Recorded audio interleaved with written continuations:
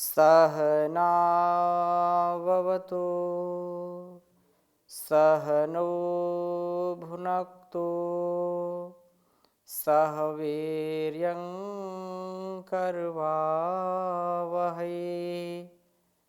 तेजस्विनावधीतमस्तु मा विद्विषावहै। ओम शांति शांति शांति। वैदिक जीवन पद्धति की इस कक्षा में हम पुनः हृदय की गहराइयों से आप सबका हार्दिक स्वागत करते हैं, अभिनंदन करते हैं। आज हम पुनः चर्चा करेंगे प्रथम मंडल के ऋग्वेद का जो प्रथम मंडल है उसके 91वें सूक्त के 7वें मंत्र को। हमने छठा मंत्र पहले पढ़ा था और छठे मंत्र में यह परमात्मा की जो भक्ति करेगा तो प्रभु रक्षा से, मृत्यु से वो बचेगा, अल्पायु में मृत्यु नहीं होगी, दीर्घायु को प्राप्त होता है। और इस 7वें मंत्र में कहा कि दीर्घ जीवन के लिए हमको क्या करना चाहिए। दीर्घ जीवन ये बड़ी एक चुनौती है, क्योंकि आजकल का तो जो आचार विचार व्यवहार है उसके आधार पर व्यक्ति का जो आयुष्य है वो 60, 70, 80, बहुत कम लोग 90, 100 तक पहुंच पाते हैं।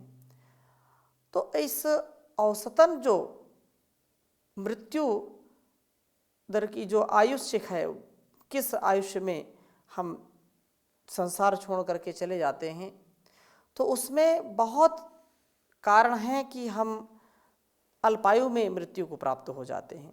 परंतु दीर्घ जीवन के लिए हमको क्या करना चाहिए, हमारा तन मन और वतन सब संपूर्णता से स्वस्थ हों और दीर्घ जीवन को प्राप्त करने वाले हों। इसके लिए हमको क्या करना चाहिए, तो बहुत ही सुंदर मंत्र लिखा है। ओम त्वं सोम महे भगं त्वं यूनं वृतायते दक्षं दधासि दिवसे। ओम त्वं सोम महे भगं त्वं यूनं वृतायते दक्षं दधासि जीवसे। कहा है, हे सोम, शांत प्रभो, तुम आप महे अर्थात मह पूजायाम, पूजा की वृत्ति वालों के लिए भगम सेवनीय धन को दधासी धारण करते हो। जो पूजा की वृत्ति वाला है उसके लिए आप धन को धारण करने वाले हैं। जो व्यक्ति आपकी प्रेरणाओं के अनुसार अपने नियत कर्मों को करता है और आपके प्रति नतमस्तक रहता है, आपकी पूजा करता है, आप के लिए सदा निष्ठावान बना रहता है, उसके लिए आप जीवन का जो आवश्यक धन है उसको देते हैं। तेषाम, गीता में कहा, तेषाम नित्याभियुक्ता नाम योगक्षेम वहो हरिहि, कि तुम आप यूने यु मिश्रण अमिश्रणयो, अपने साथ भद्र को जोड़ने वाले और अभद्र को अपने से पृथक करने वाले के लिए रितायते, अपने साथ रित यज्ञ को जोड़ने वाले के लिए दक्षम बल को दधासी धारण करते हैं, ताकि वह जीव से यह उत्तम जीवन को बिताए, उत्तम जीवन, दिव्य जीवन को पाए, दीर्घ जीवन हो सके, अल्पायु में मृत्यु को गले न लगा ले। अगर लोक कल्याण के लिए, जन कल्याण के लिए, संसार के कल्याण के लिए अल्पायु में भी यदि यहाँ से जाना पड़े तो उसमें भी दुखी होना नहीं चाहिए, क्योंकि उस परमात्मा का जो विधान है, उसका जो संविधान है वो अटल है, वो शाश्वत है। सब स्थानों पर, सब कालों में, सब हालों में व्यक्ति का वह ध्यान रखता है, उसका निर्माण करता है और उसको सदा बढ़ाता ही रहता है। दीर्घ जीवन के लिए धन व बल दोनों की आवश्यकता होती है। इस भौतिक शरीर को दीर्घ काल का जो है ले चलने के लिए, दीर्घ काल तक चलाने के लिए धन बाह्य रूप से साधन है और बल आंतरिक रूप से साधन है। यदि शरीर में बल नहीं है तो हम अपने दैनिक नित्य कर्म भी नहीं कर सकते हैं, दूसरों का सहयोग नहीं कर सकते हैं। अपने आप में भी जब हमारी इंद्रियां काम नहीं करेंगी तो हम चाह करके भी स्वयं अपने जीवन को, अपने इस जगत को सेवा से आपूरित नहीं कर सकते हैं। इस शरीर को, इस संसार को हम दुखमय मान बैठते हैं।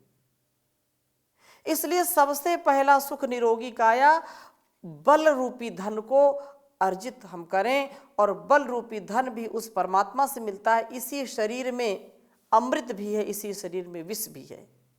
हमारे ज्ञान के ऊपर, हमारे कृतित्व के ऊपर, हमारे व्यक्तित्व के ऊपर, संयम के ऊपर निर्भर करता है कि हम इससे अमृत निकाल रहे हैं या इससे हम विष निकाल रहे हैं। अंदर भी है और बाहर भी है। बाहर भी हम देखते हैं विष हमारे अंदर जब बाहर निकलता है, अंदर का विष, तो भी दूषण करता है, प्रदूषण करता है। चाहे वाणी के द्वारा निकले, चाहे अन्य इंद्रियों के द्वारा निकले, यहाँ लोक में अव्यवस्था फैलाता है।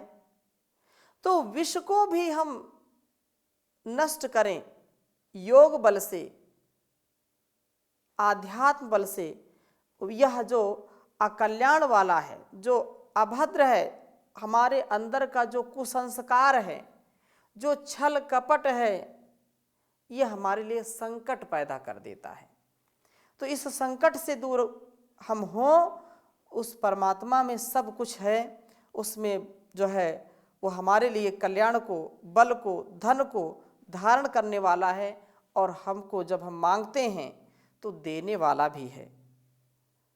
जीव से यह उत्तम जीवन बिताए, दीर्घ जीवी हो सके, इसके लिए जीवन, दीर्घ जीवन के लिए धन बाहर के व्यवहारों में, संसार के व्यवहार में धन की परम आवश्यकता होती है। अर्थ के बिना सारा अनर्थ हो जाता है, व्यर्थ हो जाता है, इसलिए अर्थ की भी आवश्यकता है।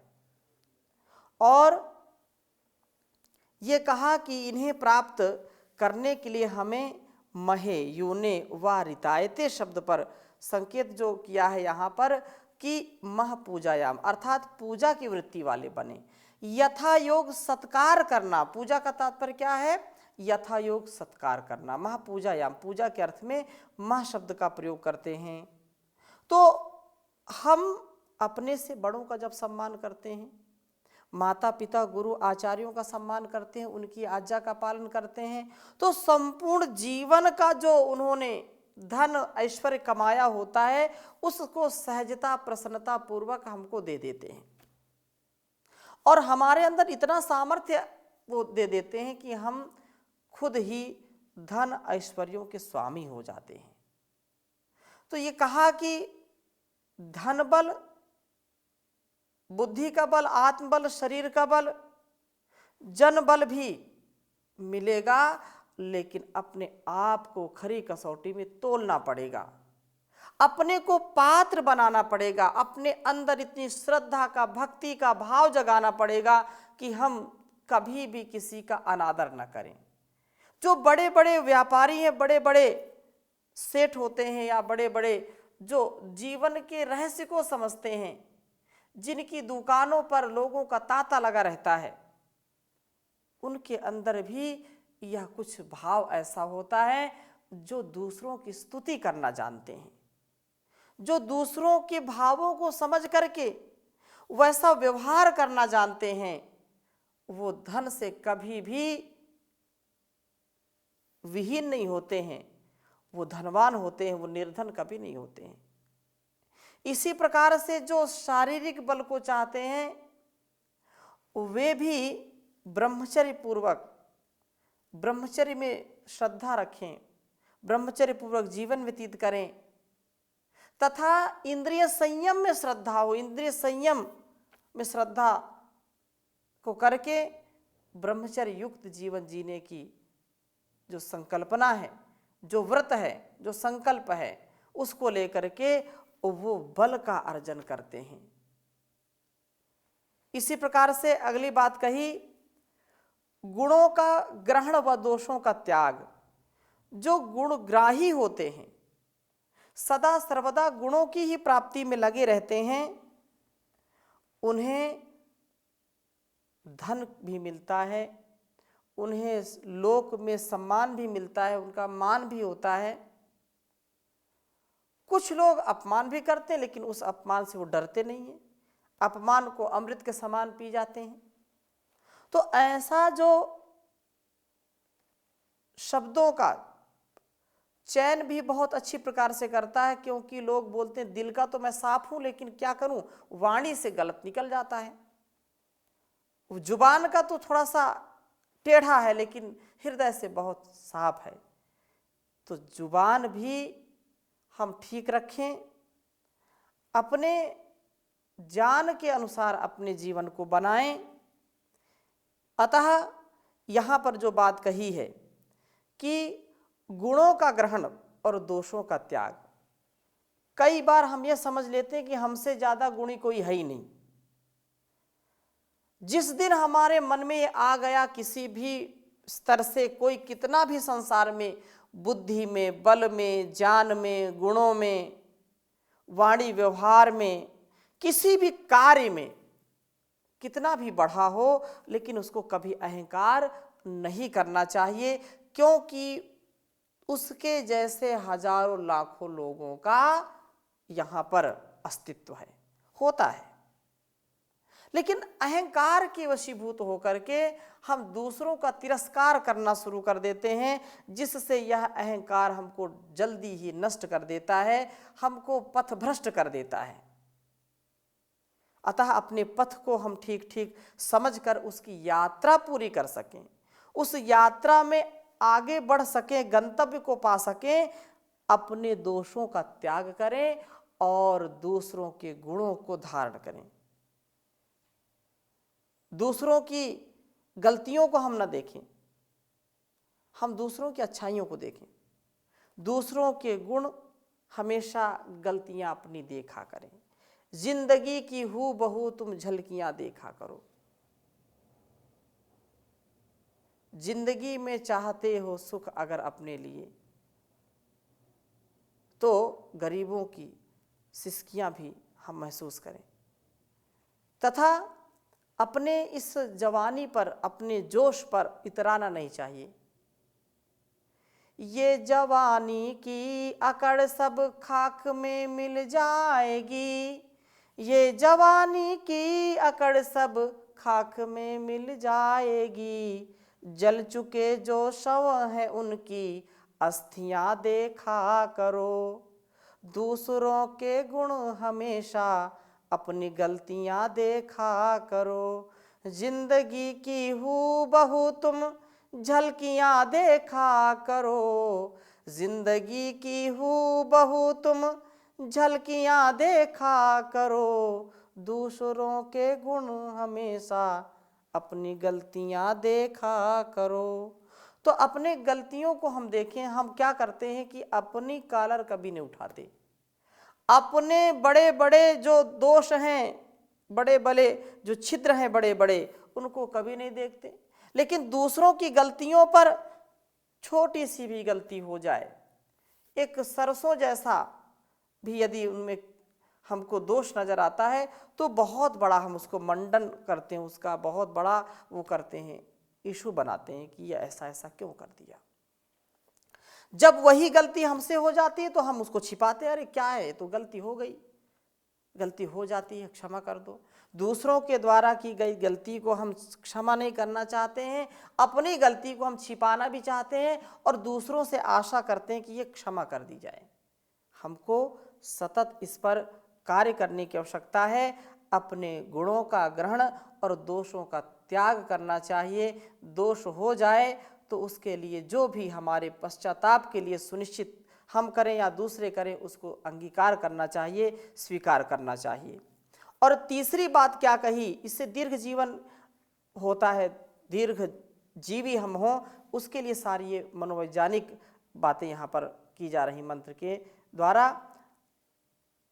अगली बात, तीसरी बात क्या कही कि अपने साथ रित अर्थात यज्ञ का संबंध स्थापित करें। धन से, बल से, जान से जो कार्य होता है वो तो होता ही होता है, परंतु उस कार्य के करने में लोक कल्याण कितना निहित है, उसमें मेरा आत्म कल्याण कितना निहित है, इसका भी ध्यान हमको करना चाहिए। तो कल्याणकारी कर्मों में अपने को लगाना। जो व्यक्ति कल्याण में लगे रहते हैं, सदा दूसरों की सेवा शुश्रूषा में लगे रहते हैं, जो अनावश्यक किसी भी कार्य में फंसते नहीं है, ना किसी को फंसाते हैं, वो स्वयं जगते हैं और दूसरों को जगाते हैं, ऐसे लोग ही सच्चा सुख पाते हैं और अच्छी सच्ची जिंदगी जी पाते हैं। तो इस प्रकार से इस वेद मंत्र में जो बात कही है, त्वम सोम महे भगम त्वम यूना ऋतायते दक्षम दधासि जीवसे, तुम वास्तव में उत्तम जीवन बिता पाएं, दीर्घ जीवन हम बिता पाएं, ऐसा यह सामर्थ्य हमारे अंदर आए। पूजा की वृत्ति वाले, गुणग्राही, दोष का त्याग करने वाले तथा यजनशील बने। यजनशील बन करके हम धन बल प्राप्त करें ताकि दीर्घ जीवन वाले बन सकें और दीर्घ जीवन के लिए हमारा पुरुषार्थ हो। महे पूजा वाला, यूने जो हमारी गुणों की ग्रहण करने की शक्ति है, सामर्थ्य है, तथा रितायते रित के उपासक बने, यज्ञीय कर्म के उपासक बने, जिससे हमारा जीवन बहुत सुंदर हो जाए। तथा यह धरती का सबसे बड़ा, सबसे सुंदर, सबसे विवेकशील, सबसे विचारशील, सबसे बुद्धिमान प्राणी के रूप में भगवान ने इंसान को बनाया है। इस जहान में इंसान का चोला मिला तो समझो शैतान की मौत हो गई। तो कभी भी हताशा निराशा हमारे अंदर नहीं आनी चाहिए। इसलिए कहा है, धरती की शान तू है, मनु की संतान तू है, धरती की शान तू है, मनु की संतान, तेरी मुट्ठियों में बंद तूफान है रे, मनुष्य तू बड़ा महान है रे, मनुष्य तू बड़ा महान है। तू जो चाहे पर्वत पहाड़ों को फोड़ दे, तू जो चाहे नदियों के मुख को भी मोड़ दे, तू जो चाहे मट्टी से अमृत निचोड़ दे, तू जो चाहे धरती से अंबर को जोड़ दे। अमर तेरे प्राण, अमर तेरे प्राण, अमर तेरे प्राण, तुझे ऐसा मिला वरदान, तेरी आत्मा में स्वयं भगवान है रे, मनुष्य तू बड़ा महान है रे, मनुष्य तू बड़ा महान है। नैनों में ज्वाल तेरा, गगती में भूचाल तेरी, छाती में छिपा महाकाल है। नैनों में ज्वाल तेरे, गति में भूचाल तेरी, छाती में छिपा महाकाल है। धरती के लाल छिपा महाकाल, धरती के लाल तेरा हिमगिर संभाल, तेरी भ्रिकुटी में तांडव का ताल है रे, निज को तू जान, निज को तू जान, तू जरा अपनी शक्ति पहचान, तेरी वाणी में युग का आह्वान है रे, मनुष्य तू बड़ा महान है। महानता से ही व्यक्ति की जानता, व्यक्ति का जीवन, उसका संपूर्ण अस्तित्व बड़ा होता है। और ये धीर गंभीर जीवन जीने के लिए हमको धरती जैसा धैर्य और आसमान जैसी, आकाश जैसी विशालता का, उसके विस्तार का स्वरूप अपने अंदर प्रकट करना चाहिए, अग्नि सा तेजस्वी होना चाहिए। इसलिए कहा है, धरती सा धीर तू है अग्नि सा वीर, अरे तू जो चाहे काल को भी थाम ले। धरती सा धीर तू है अग्नि सा वीर, अरे तू जो चाहे काल को भी थाम ले। पापों का प्रलय रुके पशुता का शीश झुके, तू जो अगर हिम्मत से काम ले। गुरु सा मतिमान, गुरु सा मतिमान, पवन सा तू गतिमान, तेरी नभ से भी ऊंची उड़ान है रे।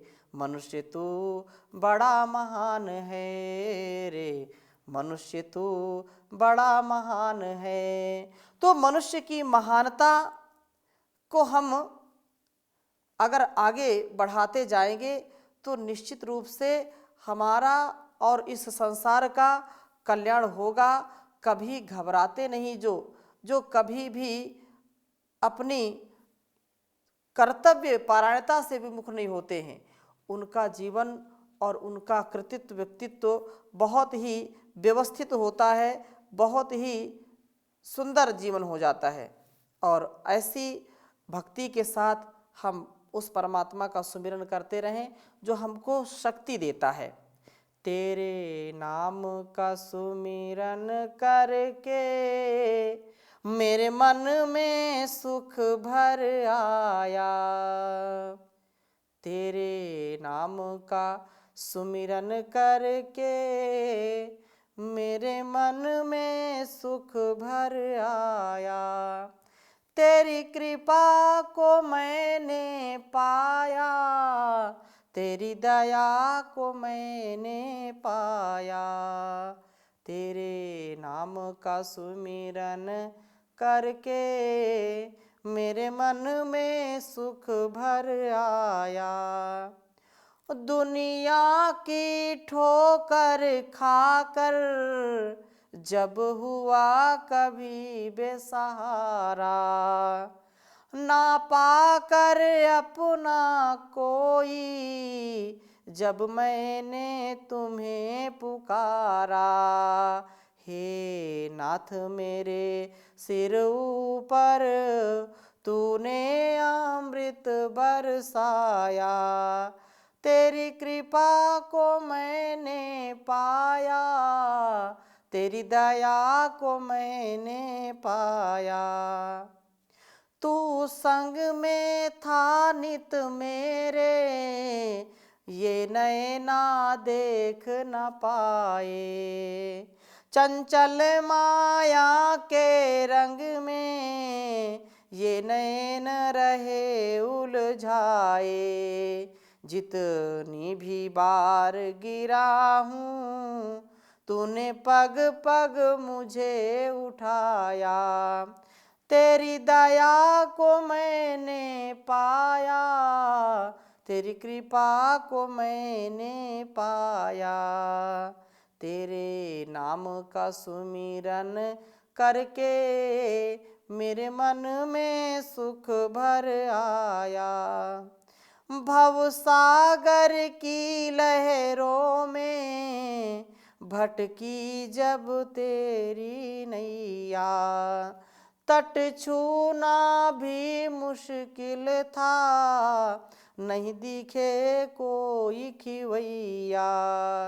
तू लहर बना सागर की मेरी नाव किनारे लाया।